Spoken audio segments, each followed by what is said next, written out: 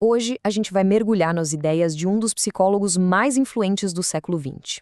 Um pensador que teve uma vida curta, mas que deixou um impacto tão grande que mudou para sempre o jeito como a gente entende a aprendizagem e a mente humana.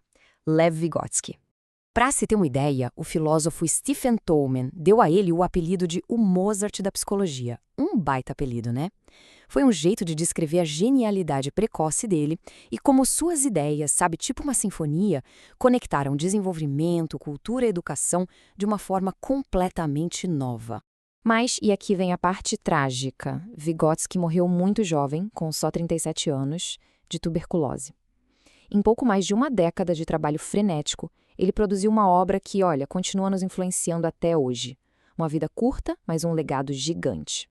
E para adicionar um pouco de mistério a essa história, depois que ele morreu, parte da obra dele foi censurada lá na União Soviética. Ela só ficou conhecida de verdade no Ocidente lá pelos anos 60. Então fica a pergunta: que ideia era essa tão poderosa a ponto de ser considerada perigosa? A primeira pista para desvendar isso é a seguinte. Para Vygotsky, não dá para entender a mente de alguém olhando só para dentro.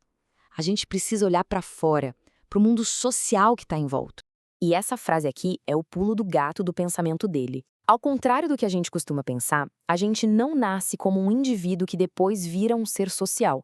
Vygotsky diz que o processo é o contrário. A gente é social primeiro e é dessa interação toda que a nossa individualidade e nosso pensamento complexo se formam.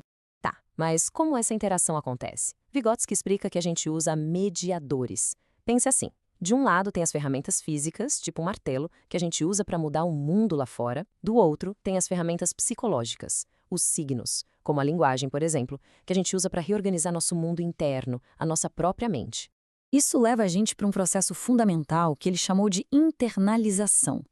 Habilidades como argumentar ou planejar alguma coisa, elas existem primeiro no plano social, sabe? Na conversa, na interação com os outros. Só depois é que a gente absorve isso e transforma em pensamento nosso, individual. Ok, se a mente é social, qual é a ferramenta mais importante para construir essa mente? Para Vygotsky, a resposta era clara e muito poderosa. A linguagem.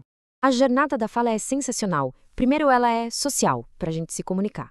Depois, ela vira a fala egocêntrica. Sabe quando a criança fala sozinha para organizar o que está fazendo? Então, e por fim, essa fala vai para dentro, vira nosso diálogo interno, o nosso pensamento. Ou seja, o pensamento não é só expresso pela linguagem, ele é estruturado por ela. Agora, a gente chega no conceito mais famoso de Vygotsky. Uma ideia que, sério, revolucionou a educação e que a gente vê acontecendo o tempo todo. A famosa Zona de Desenvolvimento Proximal, ou ZDP. O ponto central é esse. A aprendizagem de verdade não acontece naquilo que a gente já sabe fazer, e nem naquilo que é impossível para a gente. Ela acontece nesse espaço mágico que fica no meio do caminho. A ZDP é exatamente essa distância entre o que uma pessoa já domina, que é o desenvolvimento real dela, e o que ela pode alcançar com ajuda, o seu desenvolvimento potencial. É nesse espaço que a educação tem que trabalhar, dando o suporte certo para que o potencial vire realidade. E o legal é que o impacto dessas ideias não ficou só na teoria, não. Vygotsky deu a base para muitas das práticas de ensino que a gente considera modernas hoje em dia. Uma das melhores maneiras de sacar a originalidade do Vygotsky é colocar ele lado a lado com seu grande contemporâneo, Jean Piaget.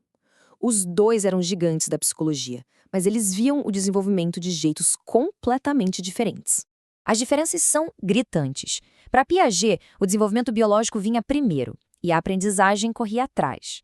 Já para Vygotsky, é a aprendizagem social que puxa, que impulsiona o desenvolvimento.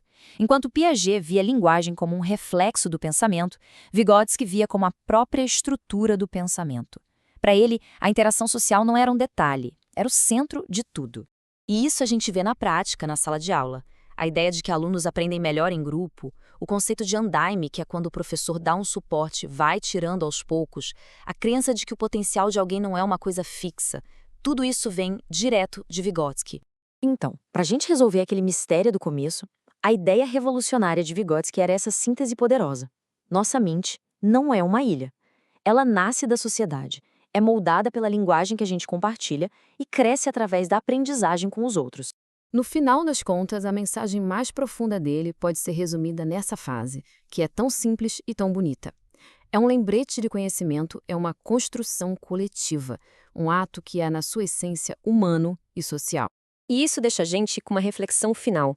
Pensando na nossa própria vida, nos estudos, no trabalho, quem são as pessoas que atuam como guias na nossa zona de desenvolvimento próximo, ajudando a gente a transformar potencial em realidade?